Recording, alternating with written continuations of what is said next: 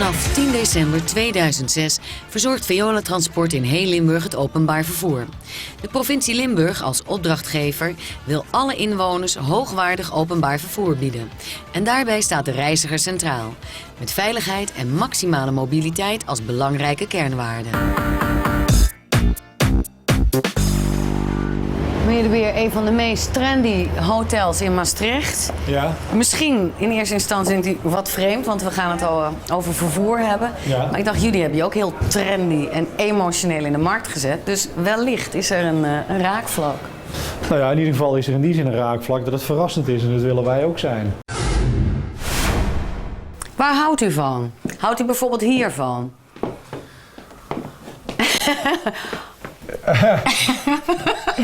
Ligt gewoon wie erbij ligt. Oké, ja, ik er niet. Nee. Maar ik laat u namelijk een paar kamers zien. Ja. En in een van die kamers gaan wij in gesprek gaan over Ja. wat emotie nu ook met openbaar vervoer te maken heeft. Want ik denk dat emotie dus een grote rol speelt. Ja. Ik hing vandaag met mijn autootje achter jullie bus. Ja. En wat stond daarop? It's about people. Exact. Ja. En toen las ik jullie brochure en dacht ik, ja, dat is wel wat jullie proberen. Dat is wel wat jullie nastreven. Stewards, internet, zeer klantgericht. Ja. Nou goed, dat hoort zo. Want openbaar vervoer gaat niet over bussen of boten of treinen, maar het gaat om mensen. Je doet het met mensen, voor mensen. En dat apparaat, of het nou een bus is of een taxi of een trein, dat is eigenlijk maar een hulpmiddel. En het contact met mensen bepaalt of het leuk is of niet. En een chauffeur die je welkom heet en die zegt van God, goedemorgen, hoe gaat het met u? Dat is heel anders dan dat je aangekeken wordt van wat moet je hier eigenlijk, want je verstoort mijn wakker worden. Nou, dat willen we niet. Oh ja, dit is ook heel spannend. Hier kun je echt alle kanten mee op. Wel leuk. Meneer de Beer, we gaan even naar boven. Dit is dus, naar mijn idee, de kamer voor een goed gesprek. En apart. Nou, ik ben geen dokter, maar wel uw interviewster. Ja. Neemt u plaats. Zo, dan moet ik gewoon liggen. Exact, liggen. Maar dit is wat jullie ook voor ogen hebben. Comfort, Ja. gemak, goede aansluitingen, smooth. Ja. Alles moet perfect zijn. Zo voelt dit ook wel, ja. Als we dit gevoel kunnen overbrengen, dan zitten we in ieder geval wat dat betreft wel goed. Yo, for the kids in the club that's ready to get bugged. The one bites the dust. We zijn een wereldwijd bedrijf, we zijn hartstikke groot. We hebben bijna 60.000 medewerkers. We doen openbaar vervoer in heel Europa, in Noord-Amerika, in Australië, in Nieuw-Zeeland. En alles wat we hier in Limburg moeten doen, hebben we ergens al een keer gedaan. Alleen nog nooit in de combinatie en geïntegreerd in deze cultuur. En waarom kregen jullie nou de opdracht? Omdat we goed geluisterd hebben naar de mensen en veel gesproken hebben met de Limburgers, met ons personeel, met gemeentes, met belangenvertegenwoordigers, mensen uit de zakenwereld. En je krijgt ontzettend veel tegenstrijdigheden. En op een of andere manier hebben we de juiste cocktail weten te vinden. Beslissingen genomen, heel intuïtief vaak, die toevallig bleken te kloppen. 5 belangrijke wensen. De belangrijkste wens van de mensen was van simpel en meer openbaar vervoer. En simpele dienstregeling waar je geen studie voor hoeft te plegen. En hoe doen jullie dat dan? Hoe communiceren jullie dat? Nou kijk, als je een bus laat rijden van 's morgens vroeg tot 's avonds laat, ieder half uur langs dezelfde paal en geen uitzonderingen maakt in vakanties, bepaalde dagen van de week, is het redelijk simpel. Dan weet je dat de bus om 7:30 of om 7:00 gaat. En dat gaan jullie doen? Ja. Tweede wens. Tweede wens, toegankelijkheid. De bus moet makkelijk toegankelijk zijn. Derde wens. Aansluiten bij zeg maar een beter milieu. Dus wij hebben busjes en treinen gekocht die voldoen aan het beste wat te krijgen is op het gebied van uitlaatgasemissie.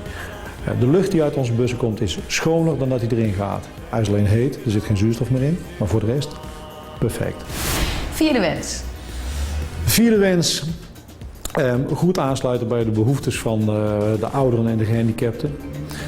Ons openbaar vervoer is zo ingericht dat ouderen en gehandicapten er gebruik van kunnen maken omdat het er bijna altijd is, omdat het toegankelijk is, omdat het goed communiceerbaar is.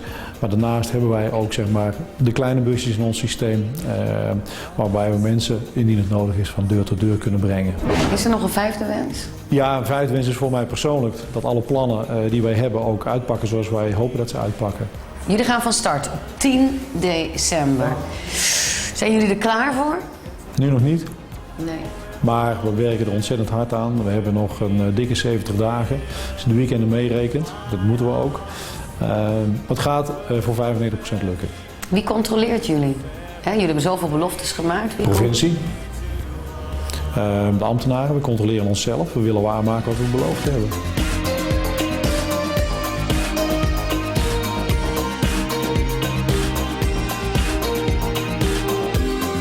Waarom is het zo belangrijk voor de provincie, dat openbaar vervoer? Nou, ik denk dat de manier waarop ze het nu aanpakken echt een bijdrage kan leveren aan al die doelstellingen die men gesteld heeft als het gaat om leefbaarheid, goed voor ouderen, aantrekkelijk voor jongeren, et cetera, et cetera. Nou, dat kun je alleen maar echt bereiken als je ook eens een keer echt iets anders doet dan een beetje meer van het een en een beetje minder van het ander. Ze hebben besloten om het helemaal anders te gaan doen. Nou, dat is voor ons ook heel uitdagend en leuk. Wordt het duurder, het kaartje? Nee. Het wordt niet duurder. De snufjes op de bus en in de trein en de halte. TFT-schermen, verlichte haltes, zonnecellen om de haltes te verlichten, om de informatie te verlichten. De elektrisch uitschuifbare rolstoelplank. Internet, sms, van alles en nog wat. Waarom? Leuk.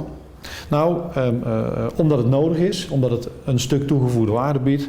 Ook omdat het leuk is, het maakt het leuk. Aan de andere kant, ook al heb je de mooiste snufjes, uiteindelijk wordt het succes bepaald door de mensen. Veiligheid, dat lijkt me ook een heel groot issue. Dat is bijna het allerbelangrijkste issue wat er is. Mensen moeten absoluut het idee hebben dat ze veilig met je van A naar B kunnen. En dat is niet iets waarmee je profileert, dat moet er gewoon zijn. Ja, het lijkt vanzelfsprekend, maar alle modernisme kunnen ook weer vandalisme gaan oproepen. Daar gaan we niet van uit. Als je goed met mensen omgaat, dan roept dat minder vandalisme op. We hebben natuurlijk onze stewards. Dat is ook nieuw, hè? Iets nieuws, want wij willen niet dat mensen primair controleren, proberen over te gaan tot vervolging van overtredingen. Nee, wat wij graag willen is dat mensen die zich niet gedragen in onze bus en onze treinen zoals dat hoort, niet betalen, de boel stuk maken, dat die later als betalende klant gewoon terug blijven komen. Het is niet de bedoeling om ze voor eeuwig te verjagen. Dat moeten stewards doen. En dat is denk ik wezenlijk anders dan wat tot nu toe is gebeurd.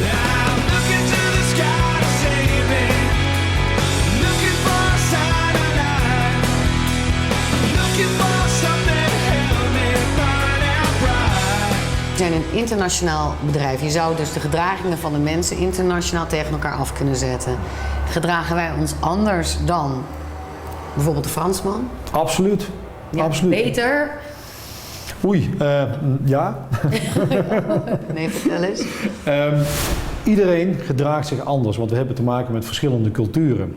En als vervoerbedrijf, dienstverlener moet je daar gewoon rekening mee houden. En als we hier zouden komen met onze Franse ideeën en onze Franse aanpak, dan komen de mensen niet in onze bussen. Aan de andere kant, met onze Limburgse aanpak, komen we in Denemarken ook niet ver.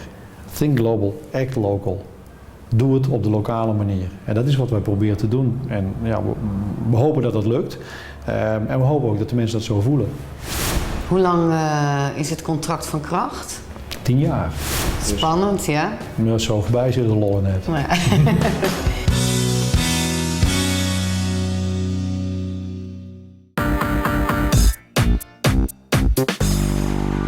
Onlangs is de website www.ewexinlimburg.nl online gegaan. De site is een initiatief van de provincie Limburg, de gemeente Onderbanken en de ministeries van VROM en Defensie. Het doel is de bewoners in de omgeving van de EWEX-basis te informeren over de recente ontwikkelingen. En tevens heeft de site een portaalfunctie voor informatie van de ministeries van VROM en Defensie, de GGD en andere organisaties die betrokken zijn bij EWEX. Dit was Limburg in Beeld. Bedankt voor het kijken en tot de volgende keer.